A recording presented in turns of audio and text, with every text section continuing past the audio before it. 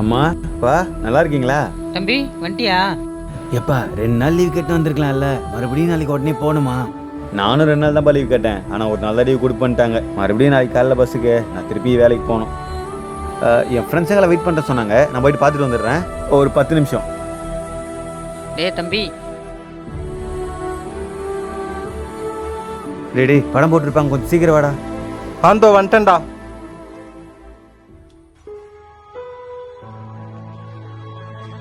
தம்பி அடுத்த முறை லீவு கிடைக்கலனா நீ இங்கே வர வேணாம்பா, அங்கேயே இருந்துரு. ஏம்மா? நாங்கள் உன்னை வர சொன்னது எதுக்காக தெரியுமா? நீ வர அந்த ஒரு நாள் என் பையனா கூட சிரிச்சு பேசி சந்தோஷமாக இருக்கலாம் தான். ஆனால் நீ வந்த உடனே உன் ஃப்ரெண்ட்ஸை பார்க்க போயிடுறேன், எங்களை கூட இருக்கவே மாட்டேன்றேப்பா. நீ அங்கே இருந்தாலும் நாங்கள் தனியாக தான் இருக்கிறோம், இங்கே இருந்தாலும் நாங்கள் தனியாக தான்ப்பா இருக்கிறோம். அப்புறம் எதுக்குப்பா வந்துக்கிட்டு? அதுக்கு தான் சொல்கிறேன், உனக்கு எதுக்கு அழைச்சல், நீ அங்கேயே இருந்துரு. நம்ம உயிரோடு இருந்தும் பெற்றவங்களுக்கு எந்த பிரயோஜனமும் இல்லாமல் இருக்கிறோமே.